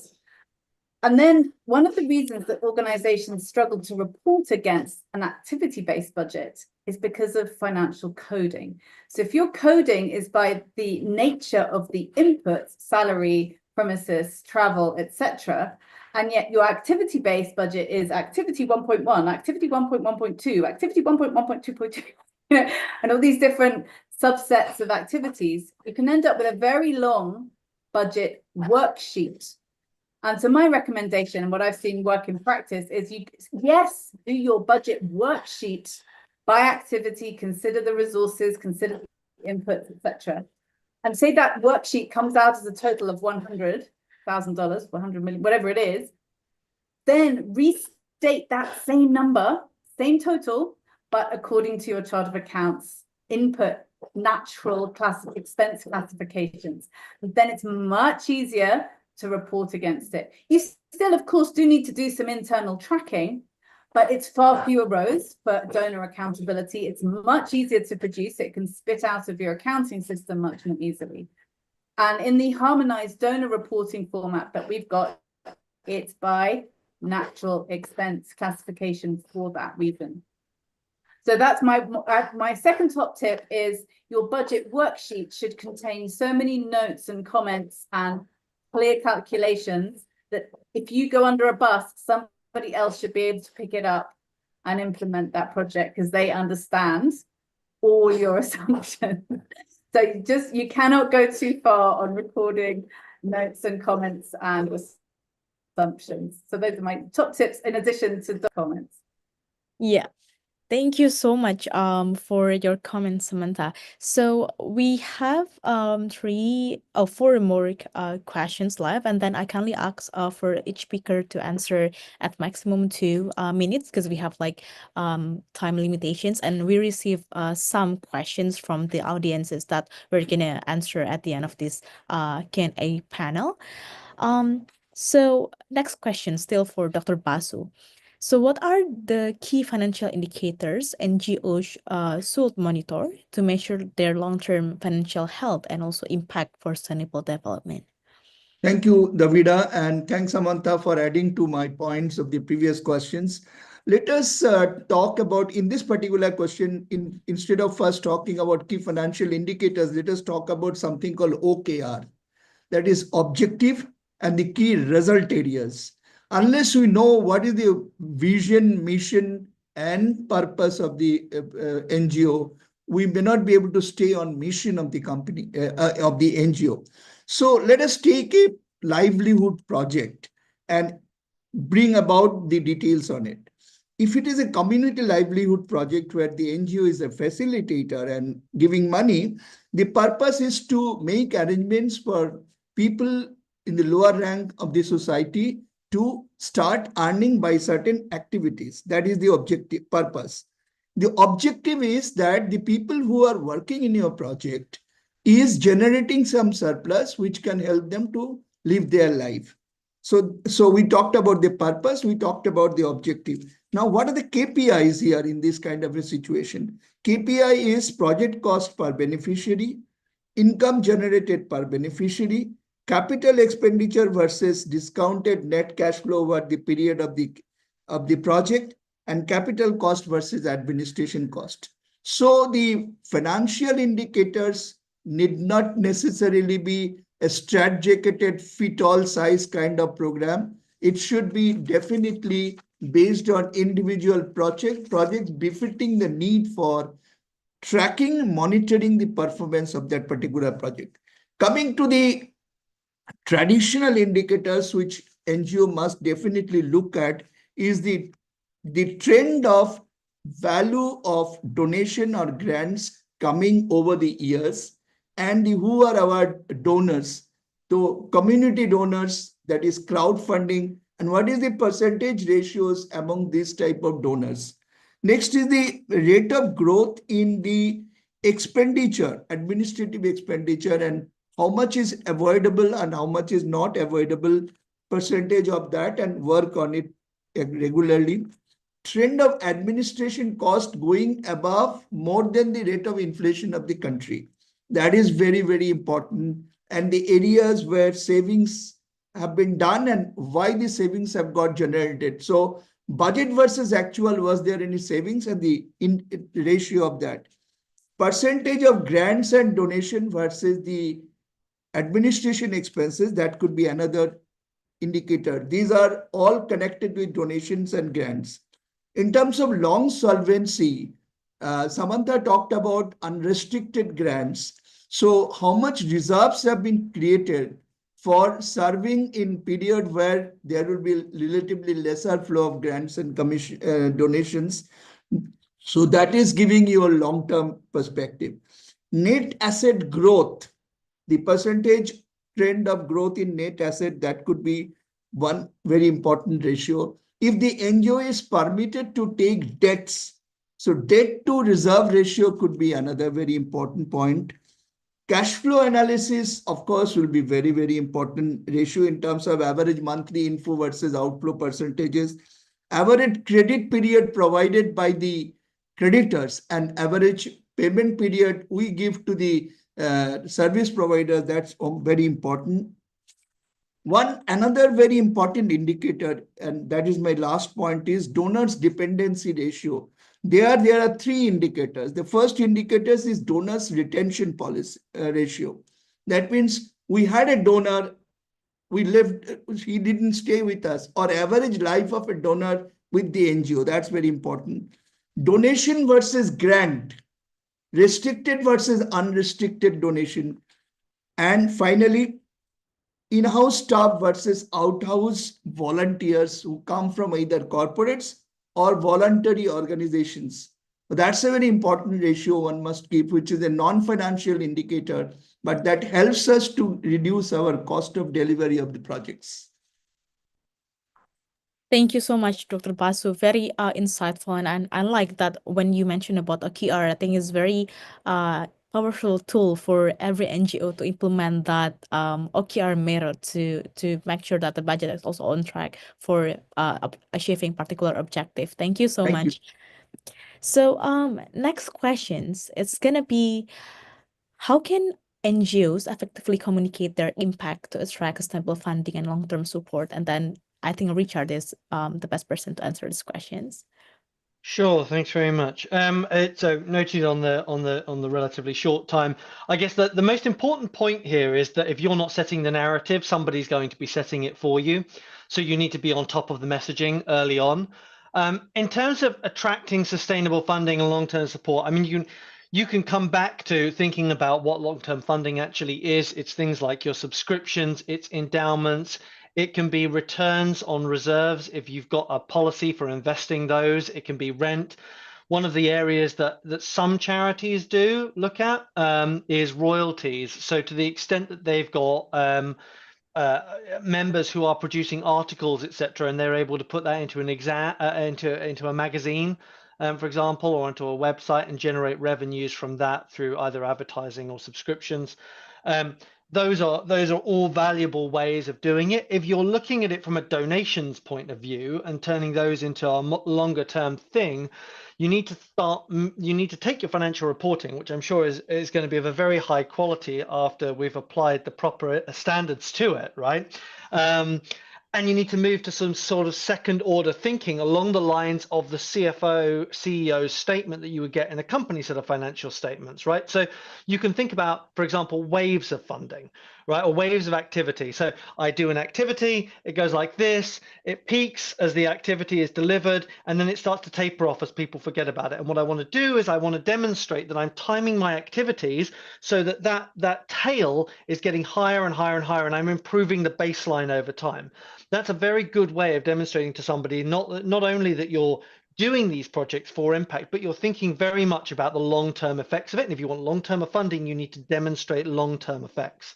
And so the other thing that you can do is think about network effects, right? So how is my doing this project here having a network effect? So are people learning stuff here that they then take back to their communities and do it elsewhere? Because I've created something that's replicable with a relatively low barrier. Because if you can demonstrate network effects, you can also start pushing for more longer term funding, getting people to sign up for a continuous payment. Thank you so much, Richard.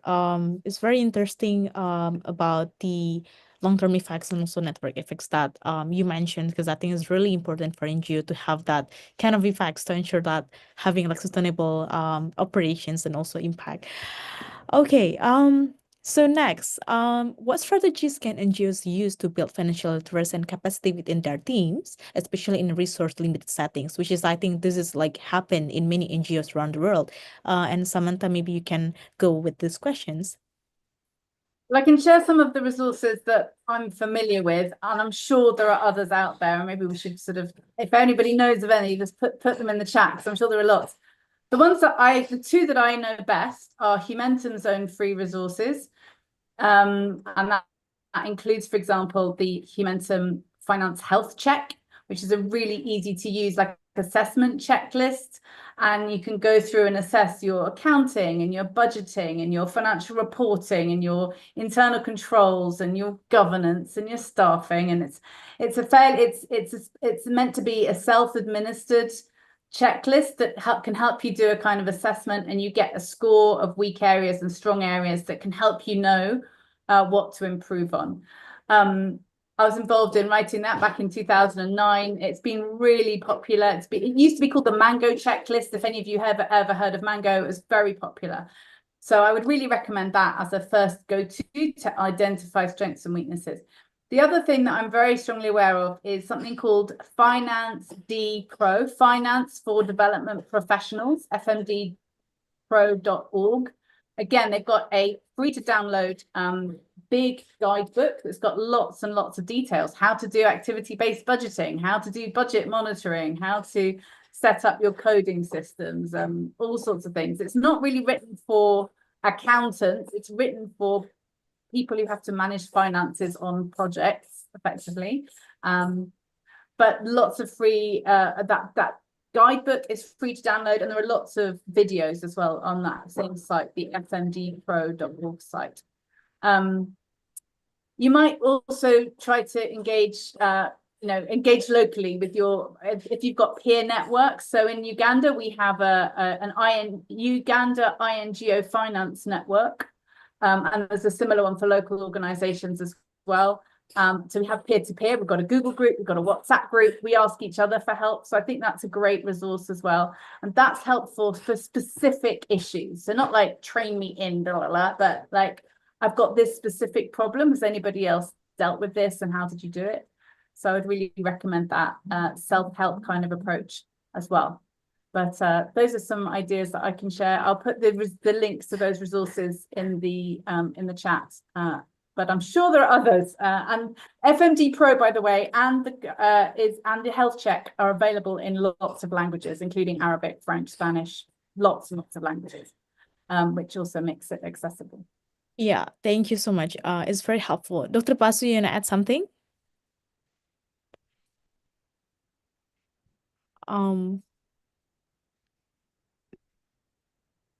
Dr. Basu? Yes, I'm there. I'm available. Yeah, do you have something? I will quickly list down certain points as Samantha was mentioning. First, quickly to talk about, you try and get people at the very beginning, people who have financial literacy. So at the intake point, if you take people with financial literacy, that will help you.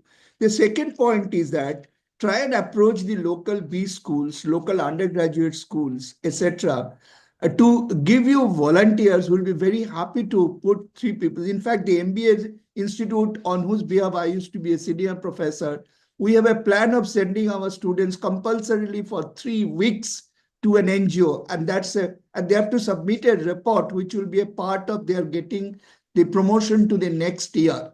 That's your compulsory positions. The next thing is that you do an excellent change management program. Whenever you get a new donor with a new idea, new project, new methodology of establishing and delivering the project, you anticipate and do the change management beforehand so that you create a resource which are ready to go ahead. You introduce a system of peer-to-peer learning process. Introduce a system of buddy mentor process. That means any new guy coming into your NGO, give them a buddy who is already an employee. You try and collaborate with banks and B schools to send their resources to train your staff. By that process, you can make your people future ready for projects.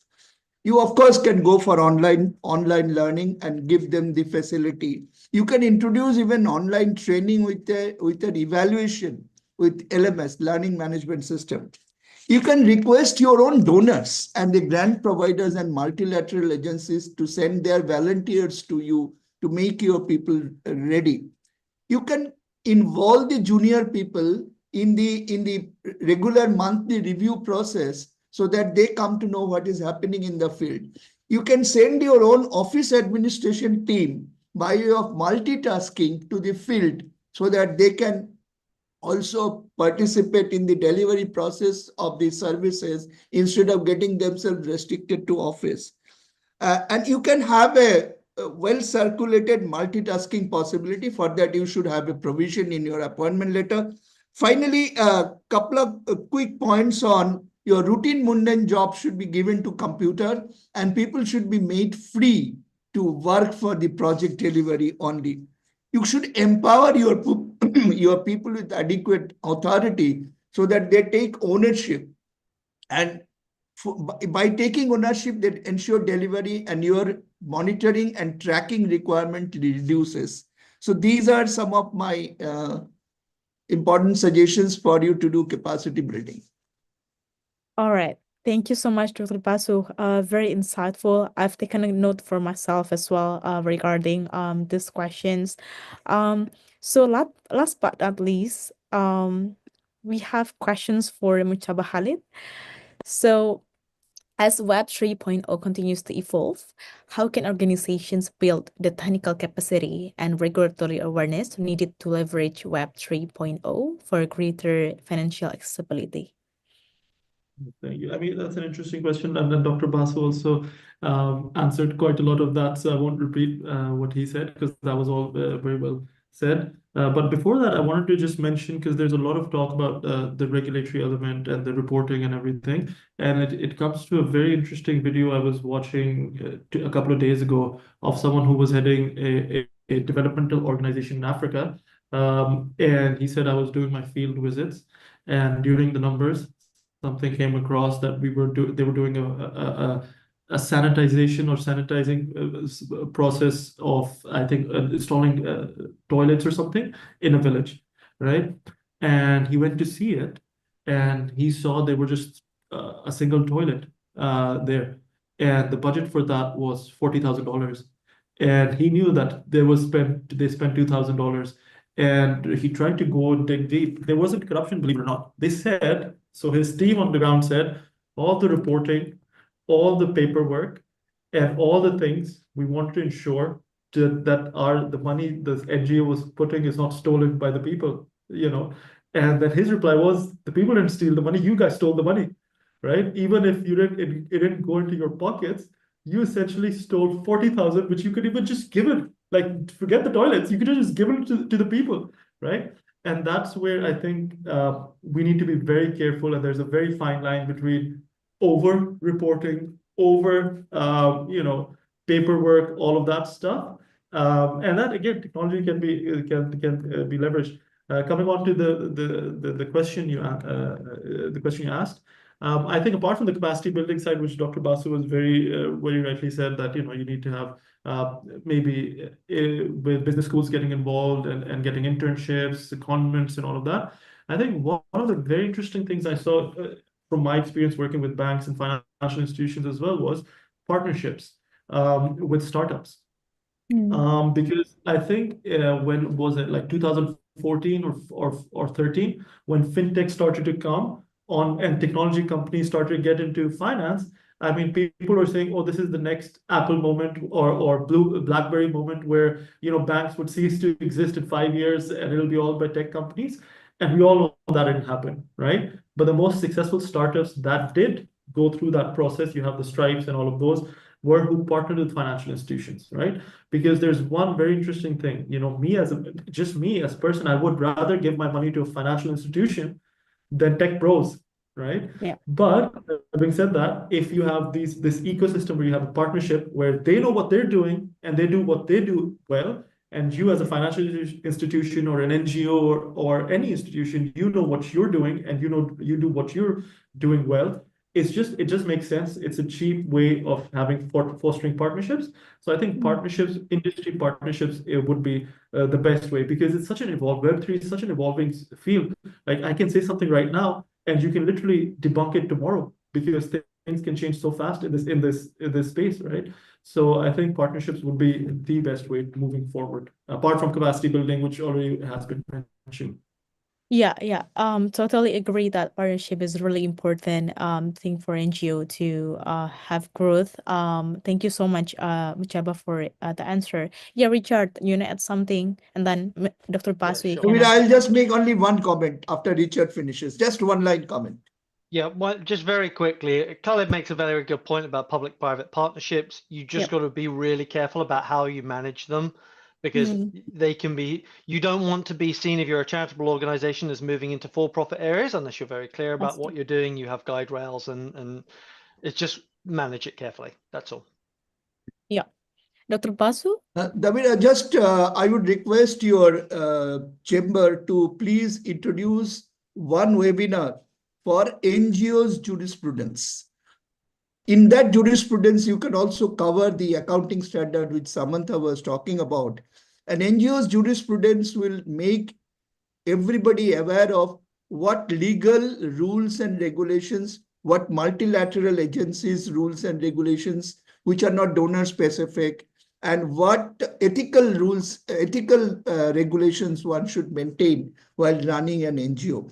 So these overarching rules, regulations, and ethical aspects will keep every NGO in the right track.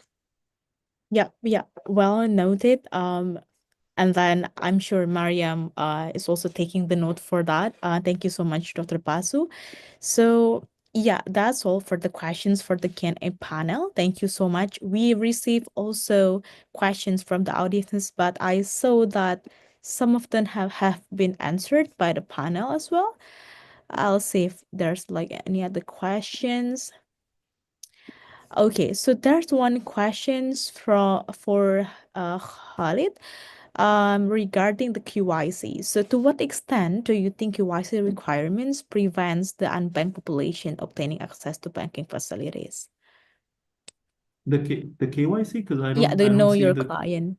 Know your client. yeah the you know your customer. KYC is an interesting one, but you have microfinance institutions already working. It's just using technology. My hypothesis was using technology as a medium.